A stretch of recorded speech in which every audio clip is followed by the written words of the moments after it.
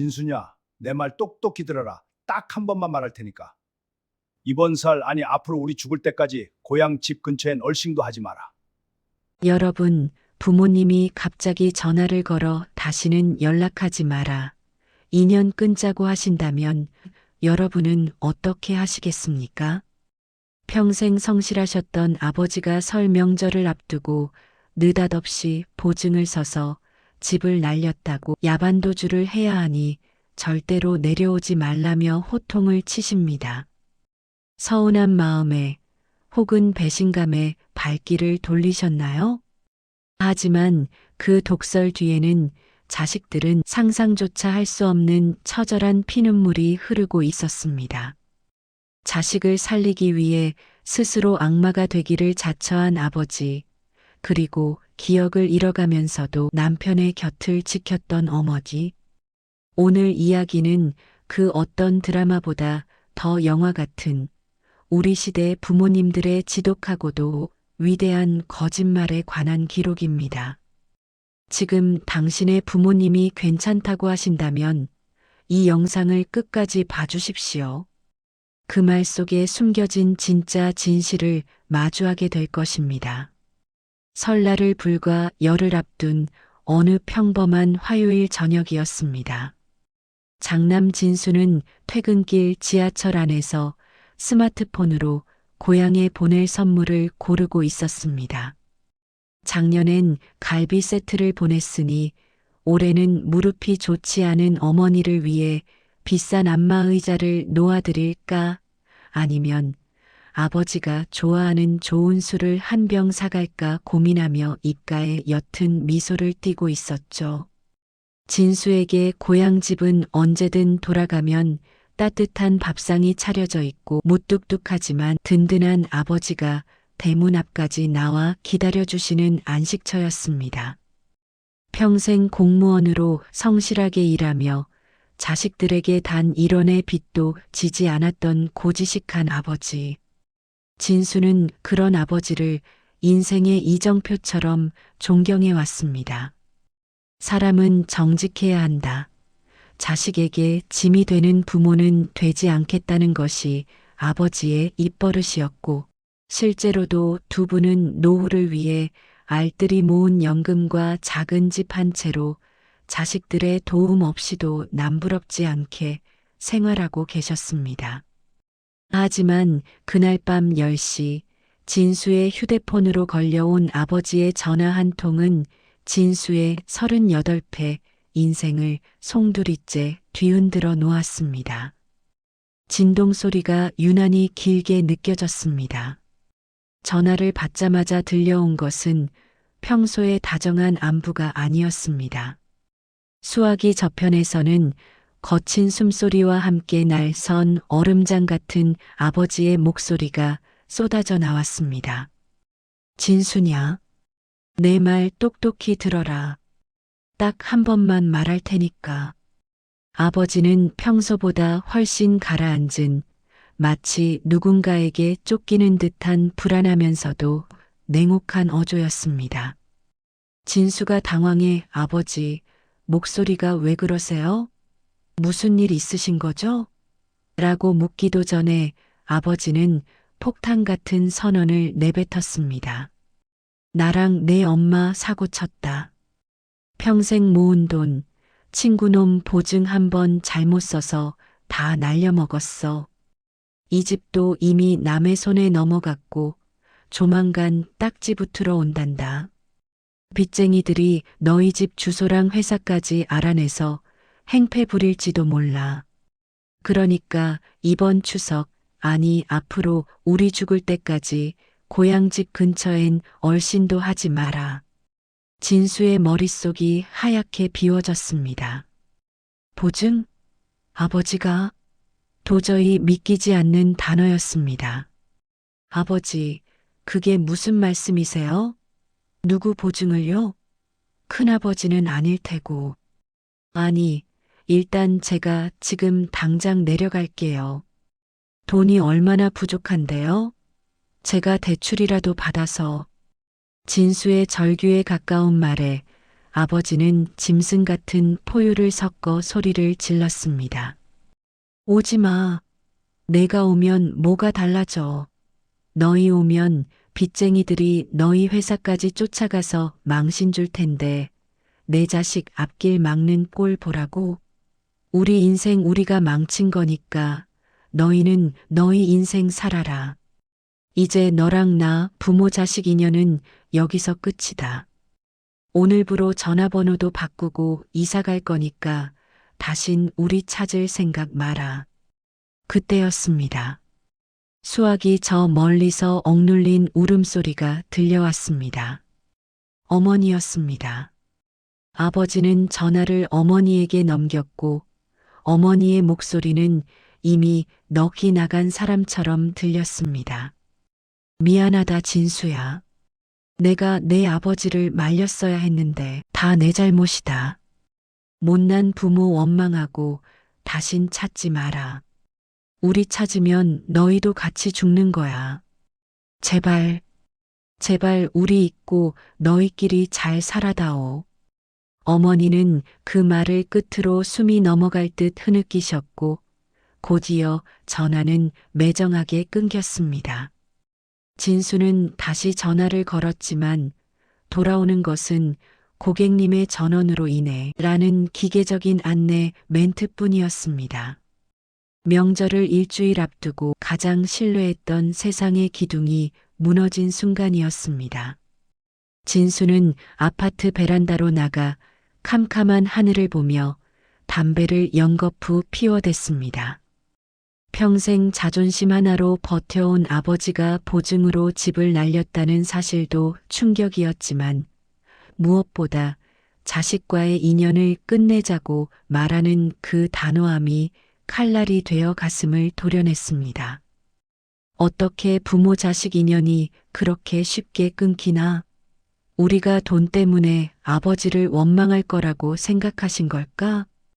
진수는 배신감과 슬픔, 그리고 형언할 수 없는 불안감 속에서 밤을 지새웠습니다. 다음 날 회사에 가서도 업무는 눈에 들어오지 않았습니다. 동생에게도 전화를 해봤지만 역시 똑같은 전화를 받았고 이미 부모님께 크게 실망한 상태였습니다. 오빠, 아빠 정말 너무하신 거 아냐? 우리한테 한마디 상의도 없이 그 큰 돈을 날려? 이제 와서 인연을 끊자니 정말 무책임해. 동생의 말에 진수는 아무 대답도 할 수 없었습니다. 진수의 마음 한구석에서는 서운함이 독처럼 퍼져나갔습니다. 결국 부모님도 본인들 실수를 감당 못하니 도망치시는 건가? 자식들에게 미안하다는 말 대신 인연을 끊자는 말로 도망구를 찾으시는 건가? 인간적인 배신감이 들었습니다. 명절에 오지 말라는 그 차가운 말이 어쩌면 자식들에게 손을 벌리기 싫은 고집일 수도 있겠지만 진수에게는 책임 회피로 느껴졌습니다. 아내와 상의를 하려 해도 입이 떨어지지 않았습니다. 우리 부모님이 빚 때문에 야반도주 하신대라고 어떻게 말할 수 있을까요? 진수는 며칠간 지옥 같은 시간을 보냈습니다. 아버지가 보낸 문자 하나가 진수의 가슴에 쐐기를 박았습니다. 송금 확인해라. 내 집 대출 갚으라고 조금 보냈다. 이게 마지막이다. 다시는 전화하지 마라. 통장을 확인해 보니 정말로 아버지가 평생 모으셨을 법한 거액이 입금되어 있었습니다. 집을 이미 처분하고 남은 돈을 자식들에게 보낸 것이 분명했습니다. 정말 우리랑 끝내려고 돈을 보내셨구나. 진수는 그 돈이 무겁고 무서웠습니다. 그 돈은 사랑이 아니라 자식을 떼어내기 위한 퇴직금처럼 느껴졌습니다. 하지만 진수는 알지 못했습니다. 그날 밤 아버지는 전화기를 붙잡고 손을 덜덜 떨며 마른 세수를 하셨다는 것을. 어머니는 입을 틀어막고 소리 없는 비명을 지르며 거실 바닥을 긁고 있었다는 것을요.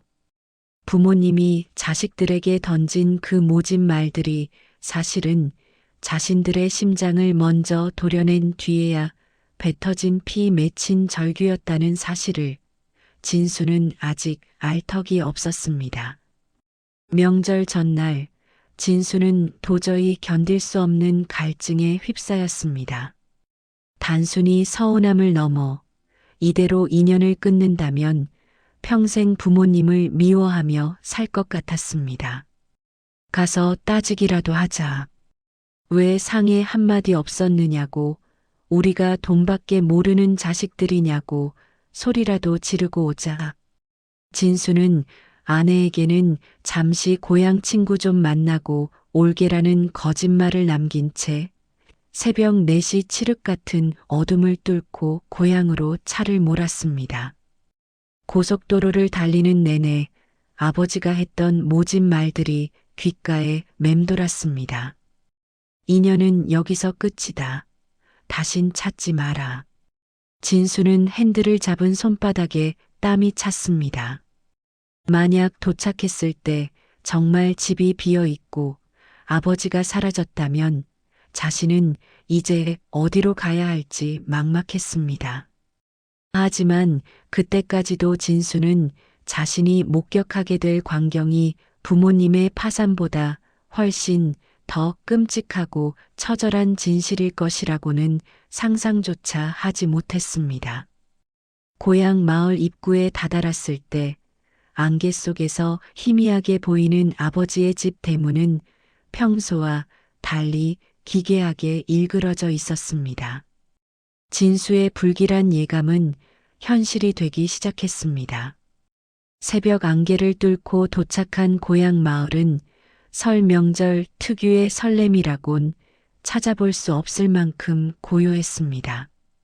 마을 입구에는 새해 복 많이 받으세요라는 현수막이 바람에 펄럭이고 있었지만 진수의 눈에는 그것이 마치 조기처럼 보였습니다.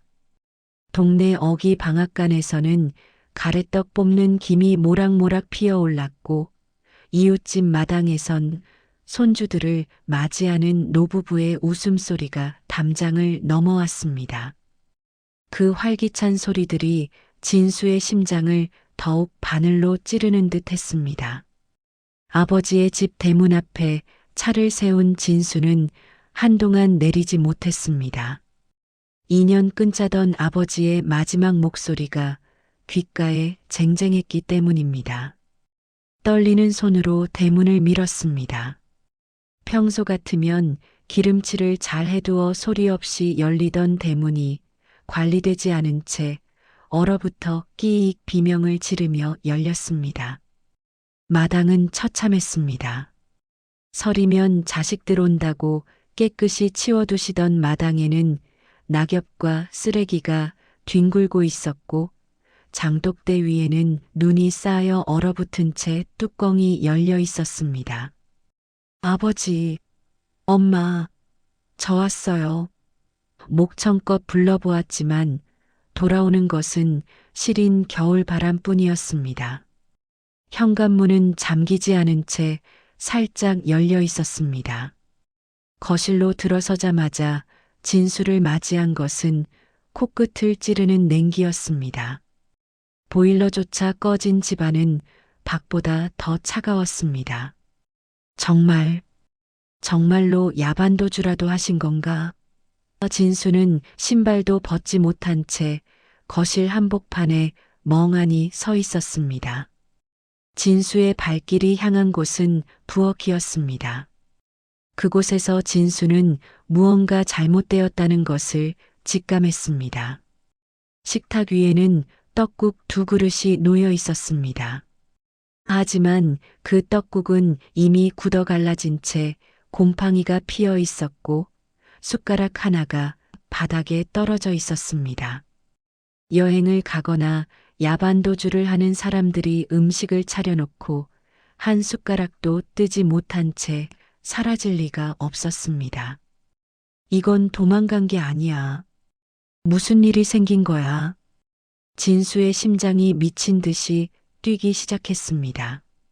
싱크대 밑을 보니 어머니가 명절마다 담그던 식혜솥이 그대로 놓여 있었고, 냉장고 옆에는 자식들 주려고 정성껏 싸둔 나물 꾸러미들이 검게 변해 썩어가고 있었습니다. 아버지는 보증을 서서 돈을 다 날렸다고, 그래서 도망간다고 했지만 부엌의 풍경은 자식을 맞이하려던 부모님이 갑작스러운 재난을 당해 강제로 끌려나간 듯한 모습이었습니다. 진수는 거실로 돌아와 아버지가 평소 앉으시던 낡은 안락 의자를 살폈습니다. 의자 밑에는 아버지의 돋보기 안경이 밟혀 깨진 채 흩어져 있었고, 그 옆에는 어머니의 약봉지가 굴러다니고 있었습니다. 진수는 미친 사람처럼 온 집안의 불을 켜기 시작했습니다. 불 꺼진 집안 구석구석을 뒤지던 진수의 눈에 평소 아버지가 가장 소중히 여기던 안방 장롱이 보였습니다. 굳게 닫힌 장롱 문틈 사이로 삐져나온 하얀 종이 뭉치. 그것이 진실의 서막이었습니다. 진수는 떨리는 손으로 장롱문을 열었습니다. 그 안에는 평소 아버지가 입으시던 양복들이 정갈하게 걸려 있었지만 그 아래 서랍은 억지로 열린 듯 뒤틀려 있었습니다. 진수는 그곳에서 두툼한 서류 봉투 하나를 발견했습니다. 봉투 겉면에는 장남 진수 보아라라고 적혀 있었습니다. 봉투를 열자마자 쏟아져 나온 것은 아버지가 말했던 채무증서나 압류 서류가 아니었습니다. 가장 먼저 눈에 든 것은 췌장암 사기라는 붉은 글자가 선명한 대학병원의 정밀 진단서였습니다. 발행 날짜는 아버지가 진수에게 2년 끊자며 전화를 걸기 불과 사흘 전이었습니다. 진수의 손이 경련하듯 떨렸습니다. 다음 장을 넘기자 어머니의 진료 기록이 나왔습니다. 알츠하이머 치매 초기. 아버지는 자신의 시한부 판정과 어머니의 치매 판정을 동시에 받으셨던 겁니다. 진수는 숨이 막혀 서류를 바닥에 떨어뜨렸습니다. 아버지가 말한 보증사고는 자식들이 이 끔찍한 진실을 눈치채지 못하게 하기 위한, 그리고 자식들이 병수발이라는 늪에 빠지지 않게 하기 위한 처절한 연극이었습니다. 서류 더미 속에는 아버지가 작성한 자산 정리 내역서도 있었습니다. 집을 판 돈은 빚을 갚는 데 쓰인 것이 아니라 진수와 동생들의 아파트 대출금을 상환하는데 이미 전액 종금되었습니다. 아버지는 자신의 수술비와 항암 치료비조차 남기지 않고 자식들의 어깨에 지워진 짐을 덜어주는데 모든 것을 쏟아부으신 것이었습니다. 그리고 남은 것은 단 하나, 어머니와 함께 조용히 사라질 요양시설의 입소 계약서뿐이었습니다. 서류 봉투 밑바닥에서 작은 수첩 하나가 더 발견되었습니다.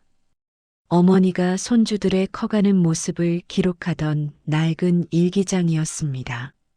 최근 페이지를 넘기자 치매로 인해 삐뚤삐뚤해진 필체로 적힌 어머니의 고백이 진수의 가슴을 난도질했습니다. 영감이 암이란다. 나도 자꾸 깜빡깜빡한다. 우리 진수, 이제 겨우 자리 잡고 애들 키우느라 허리 휘는데 우리까지 짐이 되면 어떡하나? 영감이 나쁜 놈 하겠단다. 자식들 명절에 내려와서 우리 꼴 보면 평생 가슴에 피멍 든다고, 차라리 원망하며 살게 우리가 도망가자고 한다. 떡국이라도 한 그릇 먹이고 보내고 싶은데 영감이 지금 안 떠나면 마음 약해져서 못 간다고 내 손을 끈다. 진수야, 못난 엄마 용서해라. 너는 우리처럼 살지 마라. 새해에는 부디 우리 잊고 웃으며 살아라. 일기장 끝부분에는 설 명절 당일 아침에 급하게 적은 듯한 글귀가 있었습니다. 영감 쓰러짐, 뒷산 오솔길, 비밀 장소. 진수는 그 글귀를 보자마자 정신이 번쩍 들었습니다. 아버지는 요양원으로 가기 전 마지막으로 자식에게 줄 무언가를 위해 평소 아끼던 뒷산 비밀 장소에 가셨다가 사고를 당하신 게 분명했습니다. 어머니는 쓰러진 아버지를 구하기 위해 전화를 거는 대신 남편의 곁을 지키러 산으로 향하신 것입니다. 진수는 일기장을 가슴팍에 쑤셔넣고 집을 뛰쳐나왔습니다. 밖은 여전히 매서운 칼바람이 불고 있었고 산 위쪽엔 밤새 내린 눈이 하얗게 쌓여 있었습니다. 아버지, 엄마, 진수는 미친 듯이 산길을 오르기 시작했습니다. 어린 시절 아버지가 여기가 아빠만의 비밀 보물 창고다라며 데려갔던 마을이 한눈에 내려다 보이는 바위 절벽 쪽이었습니다. 길은 미끄러웠고 나뭇가지가 얼굴등을 긁었지만 진수는 통증조차 느끼지 못했습니다. 머릿속에는 오직 하나뿐이었습니다. 나한테 욕을 먹으면서까지 지키려 했던 게 고작 이거였어요? 왜 혼자 다 짊어지려고 하셨어요? 진수는 자신의 이기심을 저주했습니다. 아버지가 돈을 날렸다고 했을 때 왜 조금 더 깊게 의심해 보지 않았는지, 왜 서운함이라는 감정에 매몰되어 부모님의 절망을 읽어내지 못했는지, 산 중턱쯤 다다랐을 때 눈 위에 찍힌 희미한 발자국과 누군가 기어간 듯한 흔적이 보였습니다. 그리고 저 멀리 상록수 아래 작은 동굴 근처에서 빛바랜 자주색 스카프가 보였습니다. 어머니가 작년 설에 진수가 사드렸던 그 스카프였습니다. 진수는 심장이 멎을 듯한 공포를 느끼며 그곳으로 몸을 던지듯 달려갔습니다. 제발, 제발 살아만 계세요. 새해 복 많이 받으라는 말도 아직 못했단 말이에요. 진수는 미친 사람처럼 눈 덮인 산길을 헤치며 올라갔습니다. 숨이 턱끝까지 차올라 폐가 찢어지는 듯한 통증이 느껴졌지만 발을 멈출 수 없었습니다. 아버지, 엄마, 진수의 목소리는 차가운 산 공기에 부딪혀 허무하게 흩어질 뿐이었습니다. 산은 명절의 평화로움 따위는 안중에도 없다는 듯 매서운 눈보라를 내뿜으며 진수의 앞길을 가로막았습니다.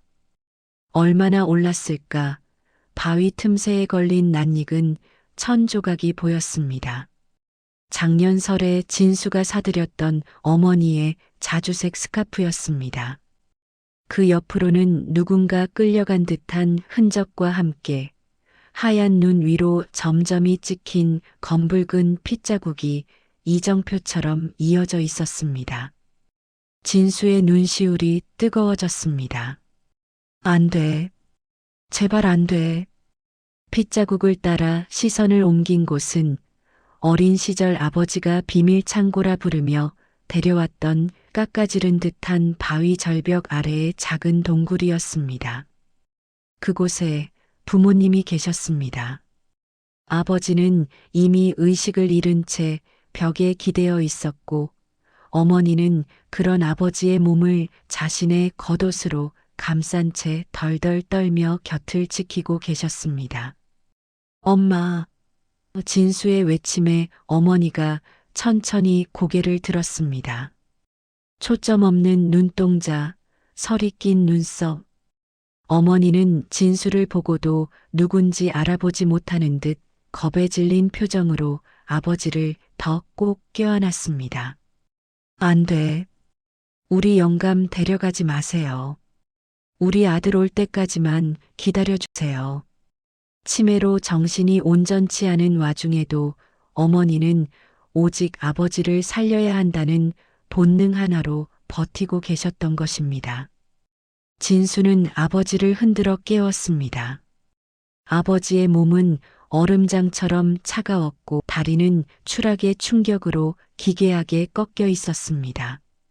그 고통 속에서도 아버지는 가슴팍에 낡은 붉은 보따리 하나를 생명줄처럼 꽉 쥐고 있었습니다.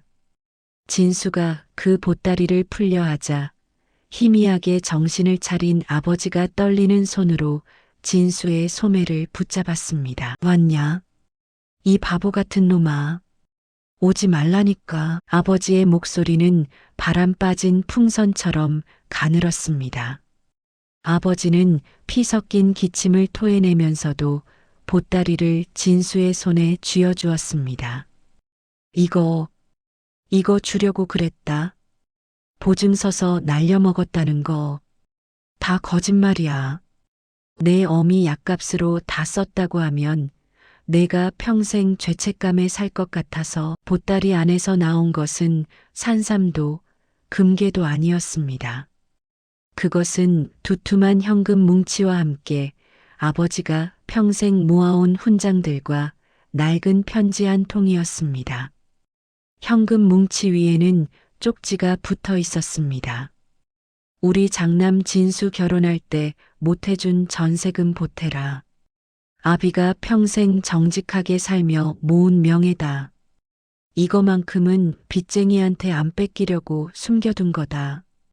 아버지는 최장암 판정을 받은 후 자신이 죽고 나면 치매에 걸린 어머니가 자식들에게 짐이 될 것을 누구보다 잘 알고 있었습니다. 그래서 아버지는 극단적인 선택을 하려 했습니다. 전 재산을 정리해 자식들의 빚을 갚아주고 자신은 조용히 산에 올라 생을 마감하려 했던 것입니다. 하지만 마지막 순간 자식에게 부끄럽지 않은 아버지로 기억되고 싶어 평생의 긍지였던 훈장과 마지막 비상금을 챙겨 이 동굴에 숨겨두려다 사고를 당하신 것이었습니다. 진수는 오열하며 아버지를 등에 업었습니다. 아버지, 그런 게 다 무슨 상관이에요? 아버지 목숨이 제일 중요하지. 이깟 돈이 뭐라고 여기 오셨어요? 진수는 어머니의 손을 꼭 잡고 아버지를 들쳐업은 채 미끄러운 산길을 내려오기 시작했습니다. 눈물 때문에 앞이 보이지 않았지만 멈출 수 없었습니다. 아버지는 진수의 등 뒤에서 가냘프게 속삭였습니다.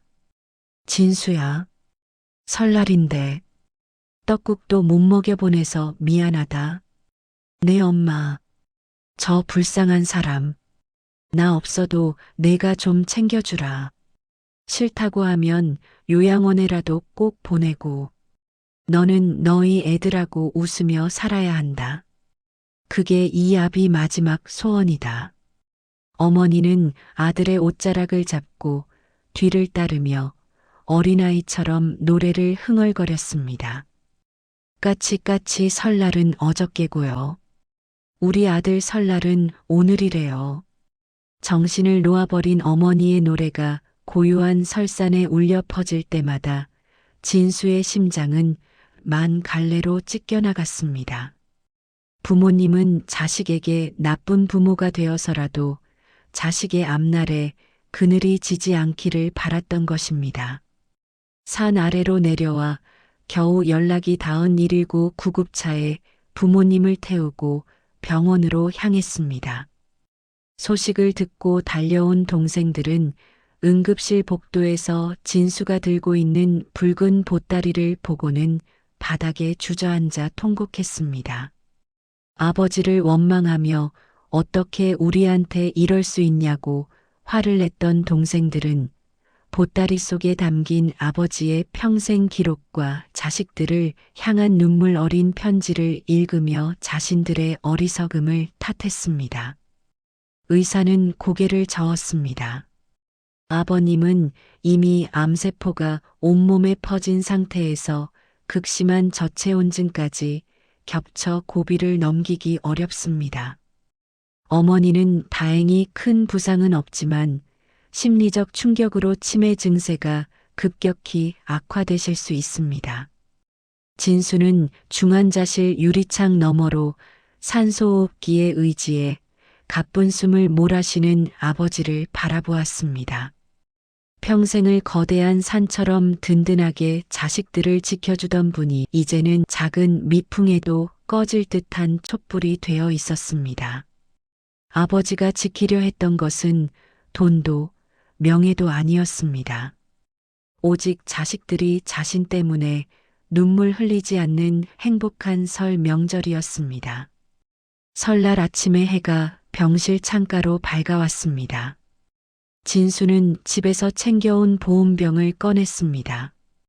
그 안에는 어제 고향집 부엌에서 식어있던 떡국 대신 병원 근처에서 급하게 구해온 따뜻한 국물이 담겨 있었습니다.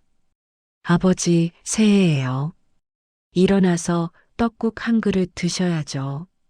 진수는 대답 없는 아버지의 손을 잡고 혼잣말을 했습니다. 어머니는 옆 침대에서 자식들을 보며 누구신데 자꾸 울어요? 설날엔 웃어야 복이 온대요라며 해맑게 웃으셨습니다. 부모님이 기를 쓰고 감추려 했던 비극은 결국 드러났지만 그 비극 끝에서 진수가 발견한 것은 세상 그 무엇보다 단단하고 숭고한 부모라는 이름의 사랑이었습니다. 진수는 보따리 속에 있던 아버지의 훈장을 꺼내 아버지의 가슴 위에 올려두었습니다. 아버지는 인생에서 실패한 게 아니에요. 보증 서서 돈 날린 못난 아버지가 아니라 우리를 위해 목숨까지 내걸었던 세상에서 가장 위대한 아버지예요. 그러니까 미안해하지 마세요. 이제 우리가 아버지 지켜드릴게요. 설 연휴의 마지막 날, 창밖으로는 눈이 그치고 눈부시게 푸른 겨울 하늘이 열렸습니다. 하지만 병실 안의 공기는 그 어느 때보다 무겁고 정지된 듯 했습니다. 산소호흡기의 규칙적인 소리만이 아버지가 아직 곁에 계심을 알려주고 있었습니다. 진수는 밤새 아버지의 마른 손을 잡고 있었습니다. 평생 일만 하느라 굳은 살이 박이고 자식들 뒷바라지에 마디마디 굵어진 그 손은 이제 옹기조차 희미해져 있었습니다. 정오 무렵 아버지가 천천히 눈을 뜨셨습니다. 의식은 희미했지만 아버지는 곁에 모인 자식들을 하나하나 눈에 담으려는 듯 애써 시선을 옮기셨습니다. 진수가 떨리는 목소리로 아버지, 저 여기 있어요. 진수예요라고 말하자 아버지의 입술이 아주 가늘게 떨렸습니다. 아버지는 마지막 힘을 다해 자식들의 손을 포개어 잡았습니다. 그리고는 곁에서 아무것도 모른 채 과자를 깨물어 먹고 있는 어머니를 한참 동안 바라보셨습니다. 그 눈빛에는 미안함과 안쓰러움, 그리고 자식들에게 짐을 넘기고 떠나야 하는 애끓는 마음이 담겨 있었습니다. 아버지는 길게 숨을 내뱉으셨고 모니터의 곡선은 수평을 그렸습니다. 아버지는 그렇게 설 명절의 끝자락에 자식들에게 줄 마지막 선물을 모두 건네준 채 평온하게 눈을 감으셨습니다. 병실에는 억눌린 오열 소리가 가득 찼고 어머니만이 창밖의 햇살을 보며 이제 집에 가자, 떡국 끓여야지라고 혼잣말을 하셨습니다. 장례를 치르고 돌아온 진수는 아버지가 마지막까지 품었던 붉은 보따리를 다시 열었습니다. 그 안에는 훈장과 비상금 외에도 낡은 편지 한 통이 들어 있었습니다. 아버지가 최장암 판정을 받은 날부터 조금씩 적어 내려간 듯한 투박하지만 절절한 유서였습니다. 진수는 동생들과 함께 거실에 앉아 아버지의 마지막 목소리를 읽어내려갔습니다. 사랑하는 내 자식들아. 이 글을 읽을 때쯤이면 나는 이미 내 엄마 곁을 떠났거나 아주 먼 곳에 있겠지. 명절에 오지 말라고 모질게 말했던 나를 너무 미워하지 마라. 자식들이 부모 병수발하느라 제 인생 못 사는 걸 보는 게 부모에겐 죽음보다 더 큰 지옥이란다. 너희는 이제 막 피어나는 꽃들인데 시들어가는 우리 때문에 그늘지지 않았으면 했다. 진수야, 장남이라는 이름으로 늘 무거운 짐을 지게 해서 미안하다. 내 집 대출 갚으라고 보낸 돈은 아비의 마지막 자존심이니 거절 말고 받아다오. 그리고 내 엄마. 제발 미워하지 마라. 평생 나 만나 고생만 하다가 이제 정신까지 놓아버린 가여운 사람이다. 만약 너무 힘들면 요양원에 보내도 좋다. 아비는 다 이해한다. 다만 가끔 찾아가서 따뜻한 손 한 번만 잡아주렴. 얘들아, 설날은 새해의 시작이다. 부모의 죽음이 너희에게 슬픈 시작이 되지 않길 바란다. 우리가 없어도 너희끼리 우애 깊게 지내고 자식들 잘 키우며 웃고 사는 것. 그것이 내가 이 세상에 남기고 가는 유일한 재산이자 행복이란다. 사랑한다, 내 자식들아. 이제 나는 무거운 짐 다 내려놓고 편히 쉬련다. 편지가 끝나자 거실은 울음바다가 되었습니다. 오지 마라는 말은 내가 너희를 너무나 사랑해서 내 아픔까지 나누어 주기 싫다는 가장 지독한 사랑의 표현이었음을 자식들은 이제야 온몸으로 깨달았습니다. 진수는 아버지의 집을 팔지 않기로 했습니다. 대신 동생들과 마음을 모아 집을 깨끗이 수리했습니다. 깨진 유리창을 갈아 끼우고 마당에 잡초를 뽑고 아버지가 아끼던 분재들에도 정성껏 물을 주었습니다. 그리고 치매 증세가 심해진 어머니를 서울의 집으로 모셔오는 대신 고향 집에서 요양보호사와 함께 모시기로 했습니다. 엄마가 가장 행복해하던 곳은 여기니까요. 어머니는 가끔 진수를 보며 누구시더라? 라고 묻기도 하지만 집안 구석구석에 배어있는 아버지의 흔적을 느낄 때면 소녀처럼 환하게 웃으십니다. 진수는 주말마다 고향에 내려가 어머니를 모시고 뒷산 오솔길을 걷습니다. 아버지가 쓰러졌던 그 동굴 근처에 앉아 이제는 아버지가 숨겨둔 돈이 아니라 아버지가 남긴 추억을 이야기합니다. 엄마, 아버지가 여기서 우리 대학 등록금 마련하려고 밤새 고민하셨대요. 기억나세요? 진수의 물음에 어머니는 가만히 고개를 끄덕이며 말씀하십니다. 응, 알지. 우리 영감은 바보야. 자식밖에 모르는 바보. 정신이 혼미한 와중에도 어머니의 마음속엔 여전히 아버지라는 거대한 산이 자리 잡고 있었습니다. 어느덧 1년이 지나고 다시 설날이 돌아왔습니다. 예전 같으면 아버지가 오지 말라고 전화를 하셨을 시기였지만 이제는 진수가 먼저 동생들에게 전화를 겁니다. 얘들아, 이번 설엔 고향 집으로 다 모여라. 엄마가 기다리신다. 온 가족이 모인 설날 아침, 진수는 앞치마를 두르고 주방에 섰습니다. 아버지가 끝내 드시지 못하고 떠났던 그 떡국을 직접 끓이기 위해서였습니다. 고기를 볶고 지단을 붙이며 진수는 비로소 깨달았습니다. 부모님은 돌아가신 것이 아니라 자식들이 끓이는 떡국 속에, 자식들이 나누는 웃음 속에, 그리고 자식들이 서로를 위하는 마음 속에 여전히 살아계신다는 것을요. 김이 모락모락 나는 떡국을 어머니 앞에 놓아드리자 어머니는 숟가락을 드시며 환하게 웃으셨습니다.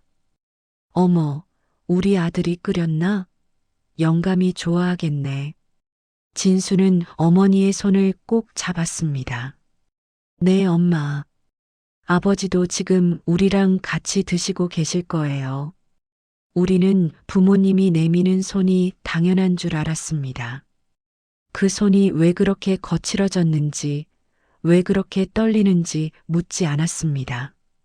오지 마라, 바쁘니 오지 마라는 그 모진 말들이 실은 자식을 향한 가장 간절한 그리움의 반어법이었다는 것을 우리는 부모가 되고 나서야 조금씩 알아갑니다.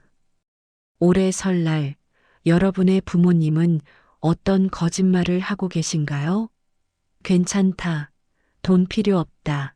바쁜데 오지 마라는 그 말 속에 숨겨진 진심을 한 번만 들여다봐 주세요. 부모님께 필요한 것은 비싼 선물이 아니라 바로 당신의 얼굴입니다. 늦기 전에 그 손을 잡아주세요. 부모라는 나무는 자식을 위해 기꺼이 거름이 되어 사라지지만 그 사랑은 자식이라는 열매 속에서 영원히 살아 숨쉽니다. 아버지가 떠나신 지 어느덧 1년이라는 시간이 흘렀습니다. 진수는 주말을 맞아 다시 고향 집을 찾았습니다. 이제 이 집은 더 이상 슬픔과 비밀이 가득한 장소가 아닙니다.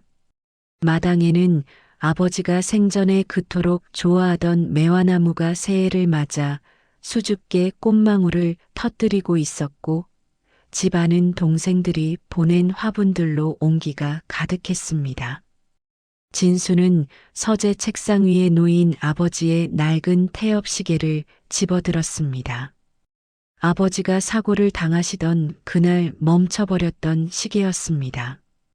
진수는 조심스럽게 태엽을 감았습니다. 째깍 째깍 다시 흐르기 시작한 시계 소리가 마치 아버지의 심장 소리처럼 방 안을 채웠습니다. 아버지는 사라진 것이 아니라 이 집의 공기 속에, 자식들의 기억 속에, 그리고 흐르는 시간 속에 여전히 머물고 계신다는 신호처럼 느껴졌습니다. 진수는 책상 서랍 깊숙한 곳에서 아버지가 남긴 또 다른 기록을 발견했습니다. 그것은 아버지가 퇴직 후부터 써내려온 가계부였습니다. 그런데 그 가계부에는 돈의 출처보다 자식들에 대한 기록이 더 많았습니다. 3월 12일 큰놈 승진했다며 전화옴. 목소리에 힘이 있는 것 같아 다행이다. 명절에 오면 주려고 소고기값 따로 떼어둠. 9월 5일 막내딸 사위랑 싸웠나 보다. 울면서 전화 왔는데 마음이 찢어진다. 내가 대신 사과라도 하고 싶다. 아버지는 평생을 나쁜 아버지라 칭하며 자식들을 밀어냈지만 그의 삶은 단 1초도 자식을 향하지 않은 적이 없었습니다. 거실로 나오자 요양보호사의 도움을 받아 햇볕을 쬐고 있는 어머니가 보였습니다. 어머니의 치매는 이제 상당히 진행되어 진수를 동네 청년이나 우체부 아저씨로 착각하시곤 합니다. 하지만 희한하게도 아버지에 대한 기억만큼은 안개 속에서 반짝이는 등대처럼 선명하게 남아 있었습니다. 청년, 우리 영감 못 봤어? 장터에 고기 사러 간 지가 언젠데 아직도 안 오네. 우리 애들 내려온다고 제일 좋은 놈으로 사온다더니. 어머니는 여전히 설 명절의 어느 지점에 멈춰 계셨습니다. 진수는 어머니의 곁에 앉아 손을 꼭 잡았습니다. 엄마, 아버지는 지금 아주 먼 곳에 아주 좋은 고기 사러 가셨대요. 조금 늦으신데요. 진수의 말에 어머니는 어린아이처럼 웃으며 고개를 끄덕이셨습니다. 그래, 우리 영감이 원래 그래. 자식들 입에 들어가는 건 세상에서 제일 좋은 거로만 해주고 싶어 하거든. 나한테는 오지 말라고 호통치면서도 밤새 문 앞에서 자식들 차 소리 기다리는 양반이야. 어머니의 무심한 한마디가 진수의 가슴을 다시 적셨습니다. 아버지는 생전에도 자식들 앞에서는 늘 바쁘면 오지 마라고 하셨지만 어머니의 증언 속 아버지는 대문 밖에서 아들의 차불빛이 보일 때까지 마당을 서성이던 외로운 사내였습니다. 부모의 거친 말 뒤에 숨겨진 그 지독한 그리움을 진수는 이제야 온전히 이해할 수 있었습니다. 따뜻한 봄날, 진수는 아버지가 생전에 가꾸던 텃밭을 일구었습니다. 흙을 고르고 씨앗을 뿌리며 그는 아버지가 남겨준 5억 원이라는 돈보다 더 큰 유산이 무엇인지 깨달았습니다. 그것은 어떤 상황에서도 무너지지 않는 가족의 결속이었습니다. 보증 사건이라는 거짓말로 시작된 이 비극은 역설적으로 뿔뿔이 흩어져 살던 삼남매를 고향집으로 다시 불러 모았습니다. 서로 바쁘다는 핑계로 명절에만 겨우 얼굴을 비치던 동생들은 이제 매달 한 번씩 고향집에 모여 어머니의 휠체어를 밀고 산책을 합니다. 아버지가 마지막까지 지키려 했던 자존심과 비상금은 자식들의 전세금으로 학자금으로 쓰이며 자식들의 삶을 든든하게 받쳐주는 뿌리가 되었습니다. 아버지는 비록 흙으로 돌아가셨지만 그의 희생은 자식들의 삶 속에서 단단한 줄기가 되어 뻗어나가고 있었습니다. 진수는 생각했습니다. 부모라는 존재는 걸음과 같다고. 자신은 썩어 없어지면서도 그 땅에서 자라날 나무를 위해 모든 영양분을 내어주는 존재. 오지 마라는 그 모진 거짓말은 거름이 된 자신의 초라한 모습을 자식에게 보여주기 싫었던 나무의 마지막 예의였다는 것을 말입니다. 다시 해가 바뀌고 뉘엿뉘엿 저물어가는 설날 저녁. 온 가족이 모여 앉아 식사를 합니다. 식탁 머리에는 아버지의 사진과 함께 따뜻한 김이 모락모락 나는 떡국 한 그릇이 놓여 있습니다. 진수는 잔을 채워 아버지의 사진 앞에 올렸습니다. 아버지, 올해도 우리 다 모였어요.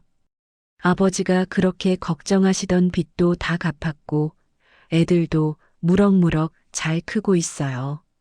작년에 못 드신 떡국, 올해는 마음 편히 드세요. 그리고 아버지, 이제는 미안해하지 마세요. 저희 정말 행복해요. 그때였습니다. 창밖으로 소복소복 하얀 눈이 다시 내리기 시작했습니다. 작년에 그 무서운 눈보라가 아니라 세상을 포근하게 감싸 안는 솜털 같은 눈이었습니다. 어머니는 창밖을 보며 박수를 치셨습니다. 어머, 영감이 오나 보다. 우리 영감 좋아하는 눈이 오네. 가족들은 모두 창밖을 내다보며 웃음을 터뜨렸습니다. 슬픔은 어느새 그리움이 되었고 원망은 깊은 사랑으로 승화되어 있었습니다. 여러분은 부모님의 어떤 거짓말을 믿고 계신가요? 나는 배 안 고프다. 나는 돈 쓸 데 없다. 나는 아픈데 하나도 없다.